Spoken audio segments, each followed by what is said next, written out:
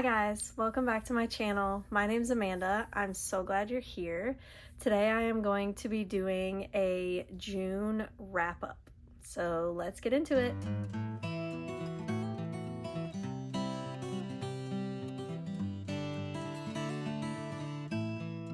Okay guys, so for the month of June, I read a total of 11 books, which is about average for me.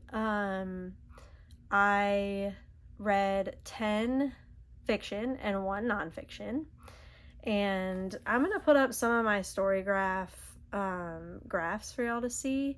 I thought they were pretty interesting, and I thought I might start sharing them a little bit.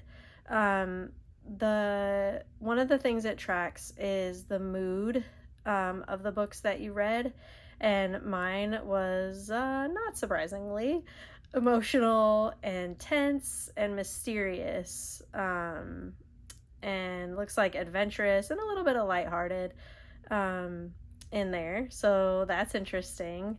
Another thing that Storygraph will track is the number of pages of the books that I read. So looks like 27%, so about a quarter of the books I read were less than 300 pages. And then the rest of them, 73%, were 300 to 499 pages. So tracking on the over 300 side. Another thing I thought was interesting was that I read 55% of the books I read were print and 45% were audio. So that is 1,742 pages and over 50 hours of audio.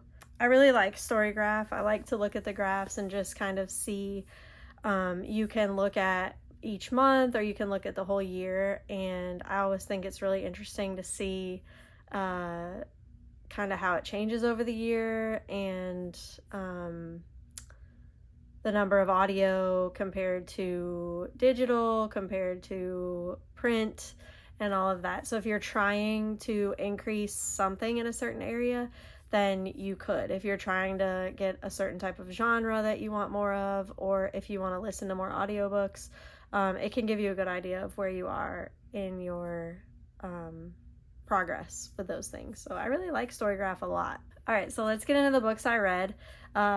These are, for the most part, in no particular order. I might save my favorites for the end, but let's just get started. So the first book that I'm going to talk about that I read is Prince Caspian by C.S. Lewis.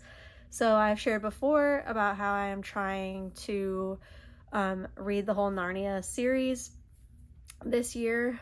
I read The Lion, the Witch, and the Wardrobe as a young person, but I never continued the series, and so I'm really excited to be doing that this year. Prince Caspian was good. It follows the 4 children. They go back to Narnia after being gone for some time, and it was really fun. The books are pretty easy to read, pretty short, and yeah, I've enjoyed it. The versions I'm reading have some illustrations in them, which is fun. You know, a lot of the books I read don't have illustrations, so it's kind of neat to have those interspersed throughout. The next one that I finished this month was Lily and the Octopus by Stephen Rowley. Oh, y'all, I just love this book. It is about a man and his dachshund and their relationship. It is a tearjerker. It is a testament to the love between humans and our pets that we share our lives with and become like family. So I really enjoyed this one as a dog lover, and it was really good. The next book that I read was The Year of the Witching by Alexis Henderson. This is I guess like a fantasy horror, maybe.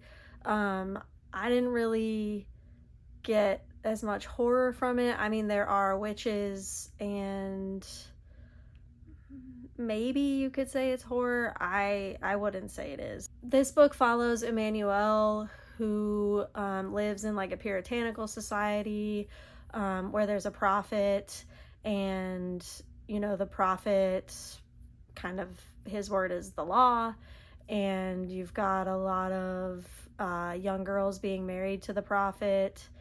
And Emmanuel, you find out basically that the way that she was born, like her very existence, is kind of a threat to that society. And so she goes on this journey of like learning about her mother, and I thought it was really good.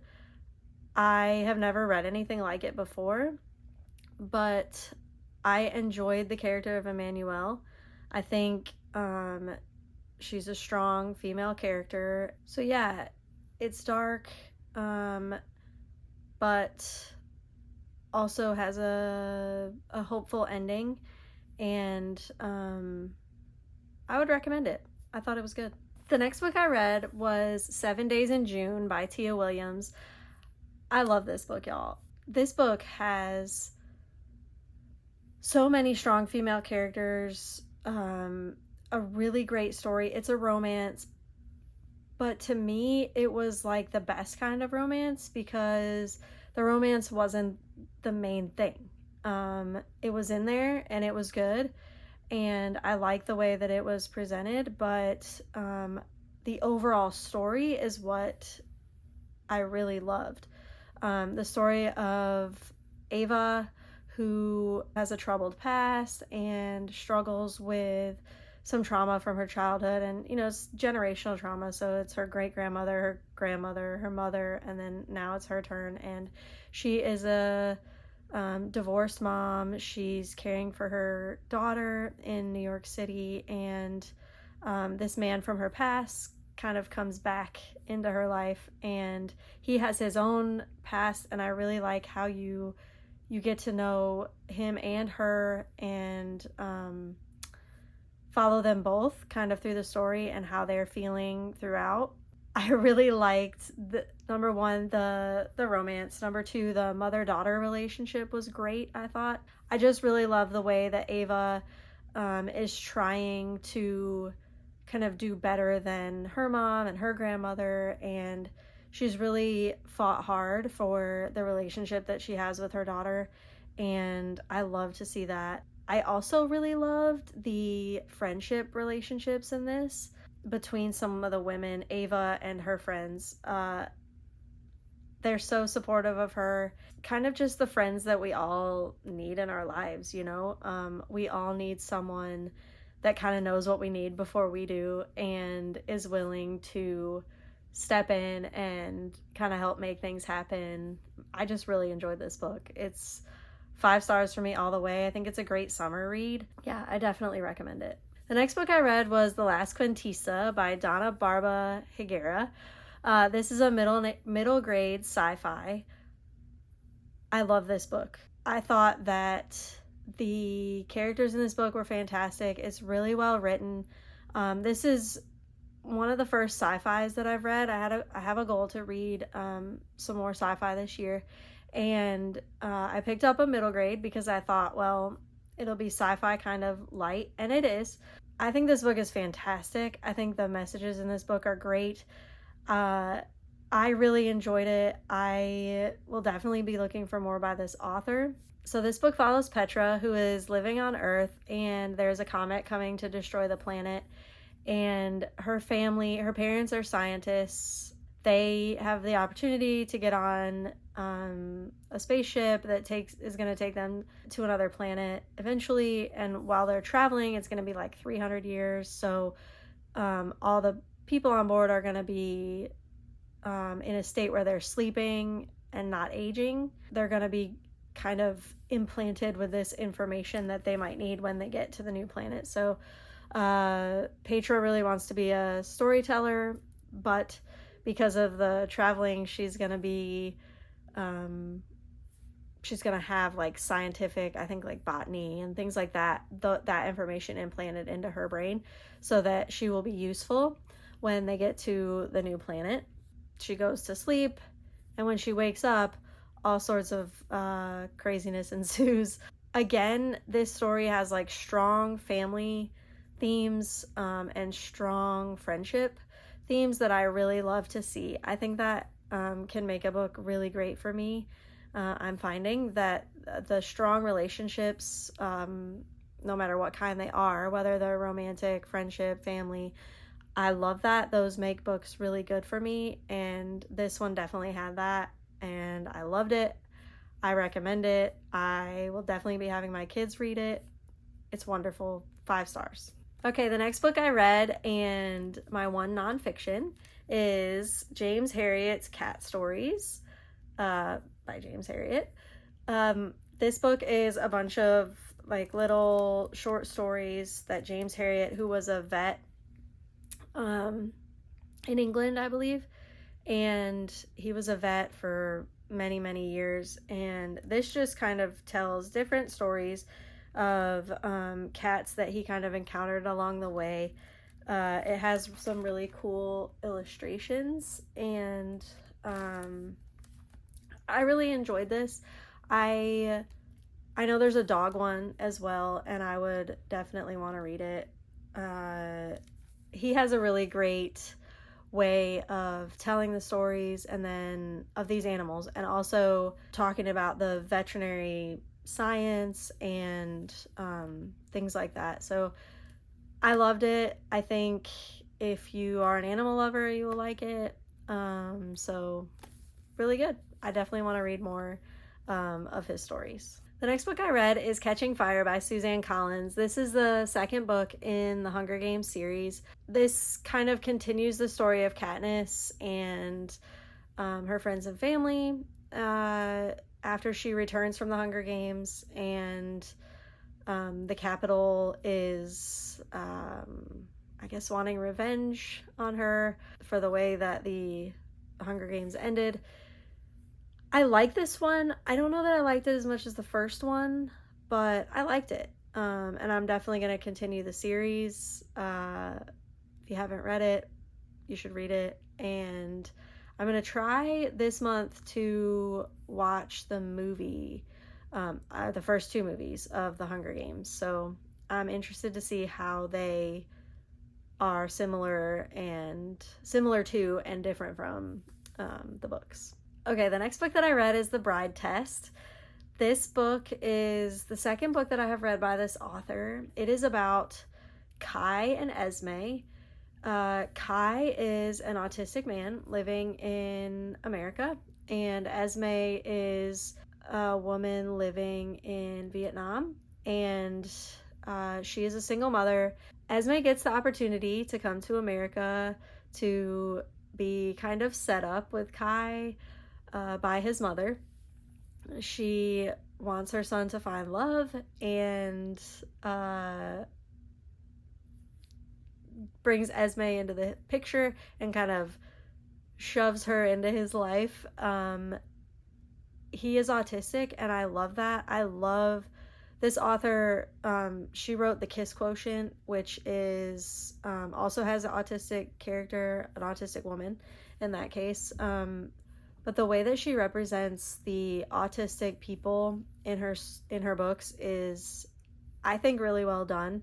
This man is, he definitely struggles with a lot of things that I think a lot of autistic people struggle with in relationships. There were some parts of it that made me laugh out loud. It's a romance, so there is a little bit of spiciness to it, but it really was not that much. I thought it was really great, and I love the 2 characters. I really love Esme. I think her journey in this book is just really heartwarming and wonderful. I just love her. I love her, and I love Kai. This author has just become an author for me that I would read anything she wrote, and I will continue to. I think she has more. So I love her style. I love the characters that she develops and the stories that she develops. I think she does romance really well. The next book that I read this month is None of This Is True by Lisa Jewell. This book is a thriller, and I guess sort of a mystery. I love this book. I thought it was really great, really well written. Definitely one where you're turning the pages, and it's really propulsive and keeps you guessing and wanting to know what in the world is going on. Follows Alex and Josie. Those are the two main characters, two women that share a birthday, and they meet on their 45th birthday. They're both out at the same restaurant. Alex has a podcast where she interviews women about how their lives are changing after certain events in their life. Josie comes along and kind of like inserts herself into Alex's life, and you start to just be like, okay, this is just strange, the way that Josie is interacting, and kind of, it just is very unsettled until it's not, until you find out exactly what's going on. So the whole time, the build up, you're just like, what is happening with these characters? Like, what is happening? And why is Alex going along with some of this stuff? And it's just unsettled. And then it's not. And you find out, the whole story, which obviously I won't spoil for you here, but I think you should read it. I think it's really a good summer read. A lot of it takes place in the summer, which is cool. I loved it. I didn't see the ending. Like, I did not see the ending coming. Really well done. I definitely recommend it. All right. So the next book I read is Confessions by Kanae Minato. This book was translated, I think, from Japanese. Ooh. It is, so this book is a mystery, crime, thriller. It's relatively short. It's like 230 pages. You could easily read or listen to this in a day. It's very propulsive, told from several different points of view. So the premise of it is this teacher at a school, she has a young daughter. I think she's maybe 4 years old, and the daughter is killed. And so that's kind of, you learn that sort of right at the beginning. And so the teacher is leaving the school, and she gives one last lecture to her students. And then you have differing points of view that you hear from. That's really all I could say about it. I highly recommend it. It was 5 stars for me. Read it. I think if you like thrillers, if you like crime, mystery, you'll enjoy it. So well done. I don't know that I've ever read anything like it before, and totally didn't see the ending coming. Definitely didn't even anticipate what was going to happen. It was fantastic. It will pull you in and keep you in. Highly recommend. 5 stars. Okay, y'all. So the last book I'm going to talk about is one of my favorites so far, probably this year. It is All the Lonely People by Mike Gale. I just finished this today. I listened to it on audio.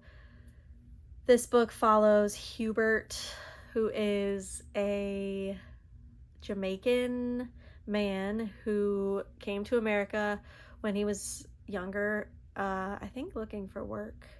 And he, makes a life for himself in America. And it follows him as he meets his wife and has children and on through into old age. And so you see his whole lifespan. It alternates between present day and the past. Oh, this book is so good.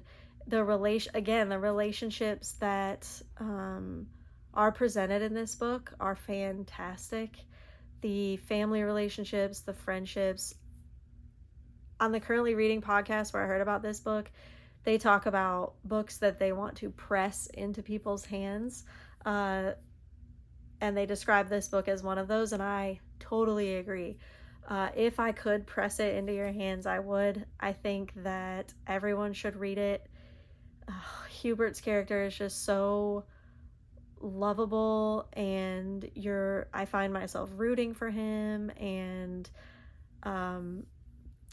just so relatable to life, and just absolutely captured kind of the human condition. And you know, we all go through struggles and trials and highs and lows, and I think this book just captured that for me. I loved it. Read it for sure. It's fantastic. I think everyone should read it. 5 stars. Okay, so those are all the books that I read in June. All good books. I didn't really have any that were questionable at all for me. It was a really great reading month, and I'm looking forward to July. I hope it's just as good.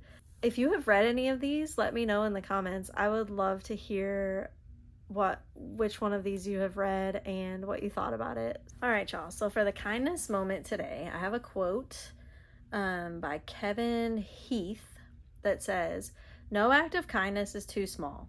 The gift of kindness may start as a small ripple that over time can turn into a tidal wave, affecting the lives of many." And I think that's so true. The things that you do, the small things that you do that are kind to someone else or help someone out in their day, that person hopefully will turn around and be kind to someone else. And then in turn, those people will turn around and be kind to someone else. And so it just ripples out, and that's why I believe that you can truly change the world just by being kind to the person in front of you, no matter where that's at, you know, the grocery store, the doctor's office, the airport, the child in front of you. The ripples never stop, and you just never know how much you're affecting by just being kind to one person. So on that note, go out there and be kind to someone today, y'all.